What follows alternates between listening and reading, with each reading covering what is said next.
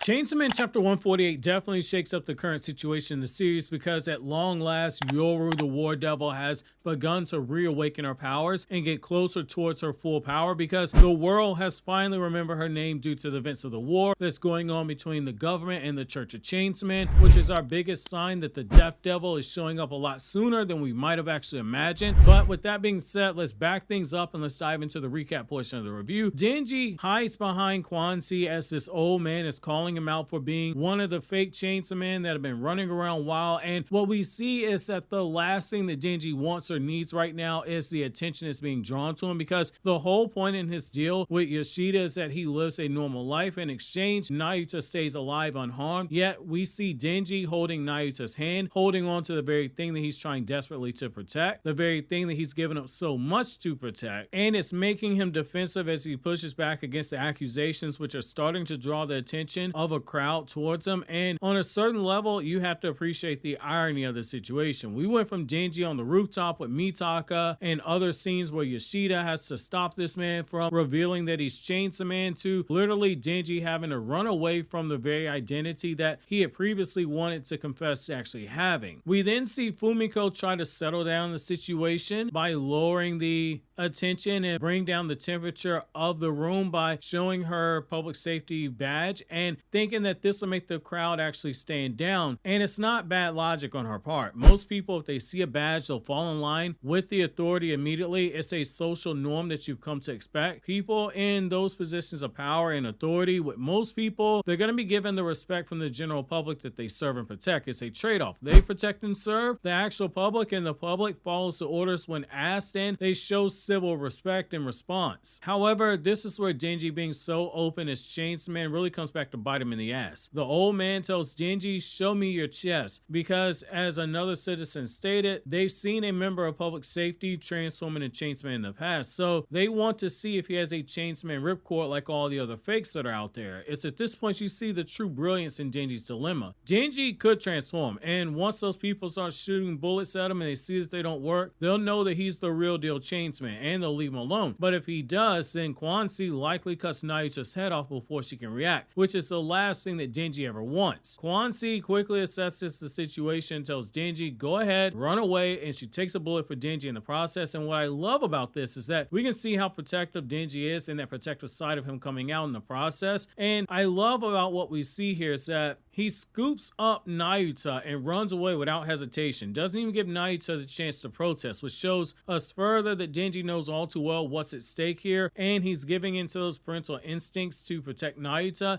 even though she's technically not his child. It's the same way an older sibling, when push comes to shove, will protect a younger sibling when they're helpless or when they're in need, because chances are they've been watching out for them for their entire life. Now, this is where the scene shifts and Fujimoto uses some really brilliant paneling. Quanxi has blood dripping from the blood wound in her arm, and it transitions to the blood dripping and shows the blood coming out of Mitaka's arm. The way this whole sequence is done to guide your eyes is just brilliantly drawn, and when the anime gets a hold of this, it's going to look amazing. However, the big deal here is that Mitaka is holding off Yoshida, who is quickly and clearly out to exterminate her, and Mitaka still manages to overcome her fear and transform her apartment into a sword, which I find to be really interesting. If we go back a few chapters ago when Yoshida was about to attack her, the knee-jerk reaction was that she could have just given over control to Yoru, but then you remember that Mitaka's state of mind plays a big role in her doing that, and if she's in her emotions, which rightfully she would be here, considering that Yoshida was trying to kill her with no warning, so she wouldn't give control up right away. Yet what we have here now is equally fascinating, because it's the fact that she's still able to make this weapon out of her apartment and keep her composure while battling Yoshida. It shows that not only has Yoru grown stronger and more competent, but so too is our heroine Asa Mitaka, which I think is interesting because it's something that's very much needed for Mitaka's character at this point. It's not like she's a damsel in distress. Has she been saved by Denji a couple of times? Absolutely, but